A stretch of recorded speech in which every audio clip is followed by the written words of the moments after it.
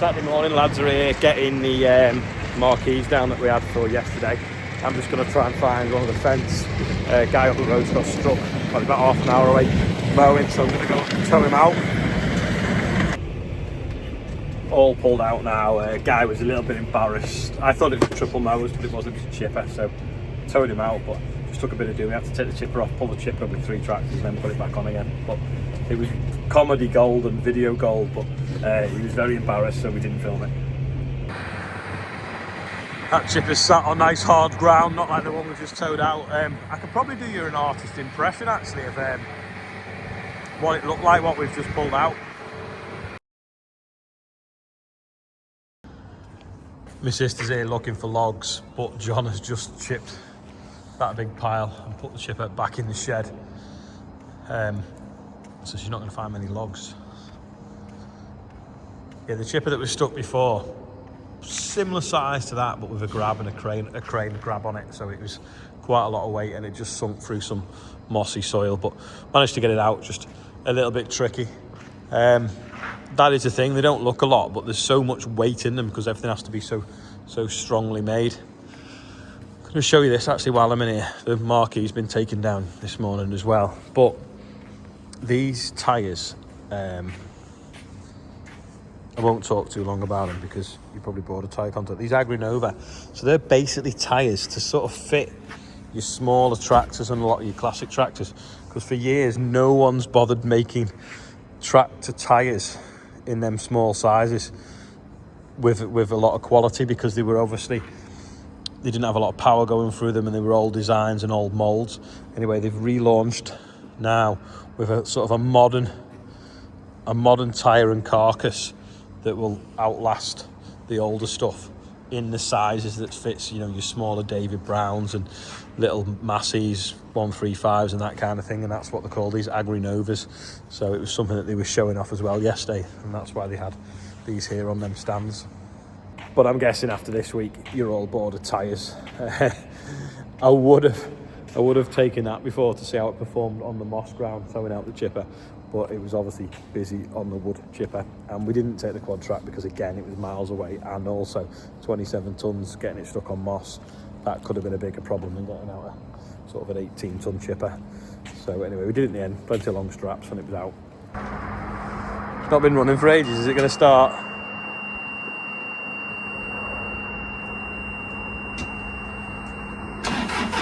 Hey! Who'd have thought? I'll start the Massey. Got a flat tyre though, hasn't it? It's been drying up nice today. When the sun's out, it's actually been quite warm, but if you're not in the sun, it's absolutely freezing, especially in the wind. But I'm going to go get the tape measure, go up to Wellbrook and see if the stone we've put down is big enough for where the shed's going. Can you see? It is actually snowing now. Daddy, is it snowing? It's snowing, yeah, James. John, it's snowing! John, it's snowing. Snowing. It's bad out there now. We're trying to measure where the shed's going. It's that windy. This little tape, it's got a curve to it so bad. So I'm about 3 meters off the road here now.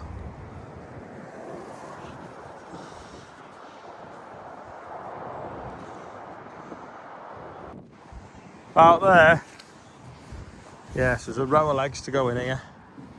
So really we need to throw that over again so that we're not on top of the council's pipe that lives underneath.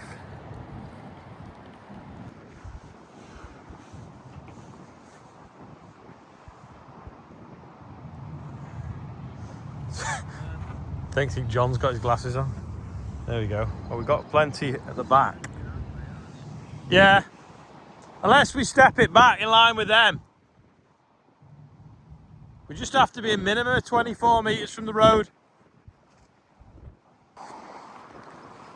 We've been looking and we're not that far off having enough stone that way if we started in line. I'll show you where we were going to be. So that white rock is where we were thinking of putting a corner. But if we move it back sort of 3 metres, then we're in line with them buildings there. And then it'll fit here. We're just going to take a little bit more, put a bit more hardcore there, because the legs will just be into the soil. It doesn't matter, but it keeps it in a nice straight line. And then it also means that we can't move the road, and if we ever build it there, then we're stuck with that size, and we've got to be 24 metres from the road. So either that stone or where this plastic is about probably where we're going to start after that drain, where that red thing is. That red thing.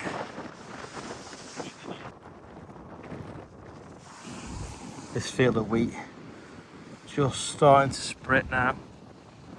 Wheat seeds. So this time next week it might be up, although it is very, very cold.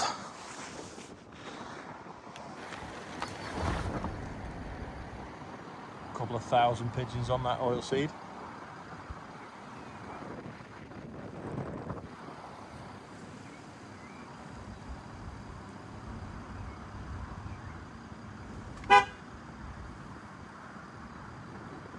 Grazing that bit of the front there, there's a bit of a slug bear where they can land.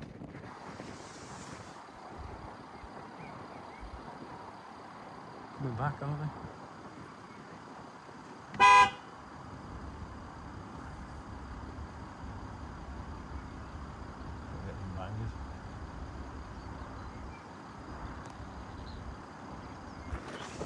Let's have a little look at the tractor pulling sledge cab.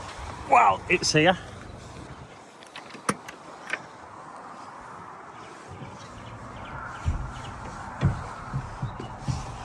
This is what Stuart sees. We've got a clutch pedal. I think that is to stop the tractor in front, because that cable goes all the way to the front and they put it to the stops on the tractor. He's got his spool valves here, which I think control the cables, and that sort of ram up there pushing the box back. We've got front lights, back lights, New Holland steering wheel, because obviously I think it's a New Holland cab. Even has a passenger seat, and then that little window there, you can see down when they drop that hitch for pulling backwards. I think in the combine that'd be for looking into the grain tank. But yeah, he basically sits on it and gets pulled along by the tractors, like rah, bouncing along. So as it goes along, it winds the weight forwards, and it again goes onto the pan, which is the black thing underneath. I'll show you in a minute. As the weight goes on, then in fact you can see the prop shaft there, which turns the pulleys, which winds the weight along, and then that makes it harder and harder and harder to pull. The further you go, the more the weight goes off the wheels onto the front of the pan. Then there's obviously got the beacons as well to turn on and off to tell you when he's ready and when he's not ready. That's what you tow it back with. Give them a follow on Facebook, Challenger Tractor Pulling Team. Yeah, these are the wheels for pulling it down the road, and then obviously when you back up with it, yeah, see the rails and the pulleys, so that rolls forwards, takes the weight off the wheels onto this pan, which is hydraulic as well. So you've got the front pan and the back pan. Them rams push down, push that into the floor to give it more drag. Got a box under there for more chains, and then you've got that front rams there, which push down onto these wheels, which then lift the front up to make it easier to wheel back to start again. But yeah, it's just a sledge once all the weights come forwards, because I think even the back wheels then will nearly lift up. That was the cable from the cab to pull on the back of the tractor to pull it to stop if they need to. These are mud guards, stop it splashing, making it too heavy, so it's fair for everyone that's not gathering loads of soil on it. And then also when they couple up, it's like a safe zone that they can walk in across here, and then they'll fold out the way like that. They reach through, hook the chain on, see, that drawbars on the hydraulic ram as well, so that's how we moved out the field the other day. But you can zoom it in on the ram, and then you're just pulling off the chain then, and the longer the chain the harder it is to pull. And then that's the gearbox there that drives the pulleys, and then you've obviously got a drive shaft there off that wheel through that gearbox, through another gearbox, all the way up to there. Maybe see it better from here. Drive shaft from the wheels up through that gearbox all the way to the back. So you can select a gear, and then as the wheels turn, it then turns the pulleys to pull that back.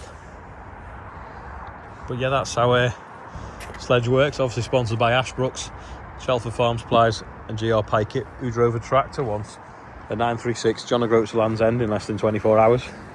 Oh, John's off. But I think when I first did some pulling with this Sledge years ago with the 936, I don't think it had the cab on it then, but they've now upgraded it to a cab. Dead easy to do today's birthday, and it's not raining as well at the moment, so we can do it on the Bateman. We got Finn Sheldon is 20, Alan Cornthwaite 65. I'm not sure if he's retiring, but that used to be the age that you could retire at. And Jason McFarland 15. So in fact, if you add that together, 15 plus 5, everyone on today's birthday adds up to 100 combined age, don't they? Yeah, so happy birthday everyone on there. £112,312. That is all for today. Not a lot going on. I mean, there was a lot going on this morning, but like I say, they were a bit embarrassed by being stuck, so we didn't film it. But thanks for watching. I'll see you tomorrow, and we'll see what weather we get. What have you had today? Have you had sunny skies? Have you had sleet, snow? Have you had rain? What's been up to in your neck of the woods? Don't forget, hats available online, which have been much needed up here today. But yeah, thanks for watching. See you tomorrow. Bye for now.